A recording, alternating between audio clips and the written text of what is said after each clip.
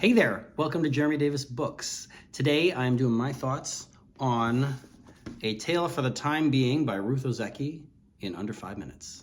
This is a good book. If you were worried about this, it was in my bag and I had to walk through a torrential downpour.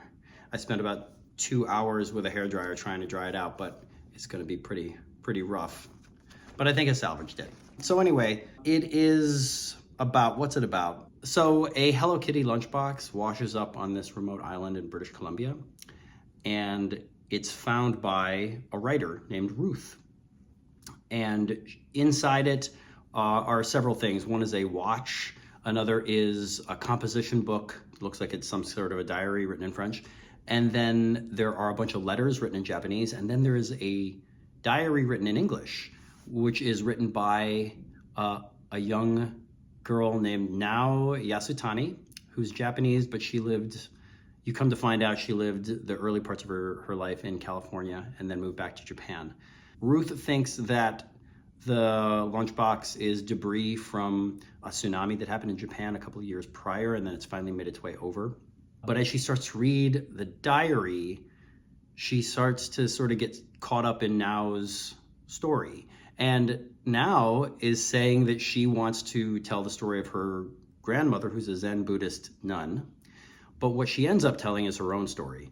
And what sort of hooks you right at the beginning is that she says she's getting ready to kill herself.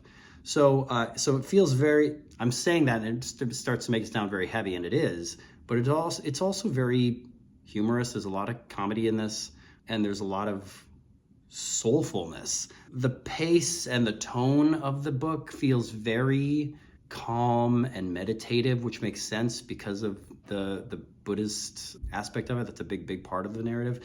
But what ends up happening is these two narratives, like Nao Yasutani's story and Ruth's story, begin to weave together and intertwine, as narratives do in stories like this. And it's quite good.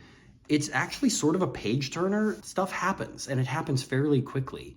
But as the plot is moving fast, somehow the prose feel very calm and meditative and slow. And I don't mean that in a bad way. It's not like it's gonna take you forever to read it or anything like that. It just feels like the waves are just sort of like easily shifting around the ocean and flowing. Flow is a good way of describing the feel of this book. There's a very methodical and calm flow to it for most of the time. There are a few times where it speeds up. I really like this. It's not something I would have ever picked up. My wife picked it up. We were at a bookstore and it was on a staff pick table. She said that the title got her, and so she read the back cover, and then she read like the first page, which is something we do when we're trying to figure out if we want to buy a book or not. And she just really loved it. So when I was done with my last book, I just picked it up. I really like it. I will say, this is a purely technical problem, but there are a handful of typos in here. I know that might not matter to a lot of people, but it really matters to me, because a typo to me just really pulls me out of it. If there's a word written twice and it doesn't make sense in the sentence, and then I have to reread the sentence and figure it out, and then I realize, oh, that's a typo, I'm just not in the story anymore. Any typo does that to me. And so I'm very disappointed in that, particularly for an imprint like Penguin Books, which must have at least a couple of copy editing passes where the copy editor's main job is to look for problems like that. So, you know, B-C on the copy editing of this book, but A on the rest of it. I really like it. So that's my thoughts on Tale for the Time Being. Up next is a classic, One Flew Over the Cuckoo's Nest by Ken Kesey. I've read it before, but I wanted to give it another shot. I saw it on the bookshelf. It's been a long time since I've read it. So look for that in a little bit. I don't know how long that'll take me to read. I'm gonna probably take my time with it, like I do. Thanks so much for watching, and I will see you next time.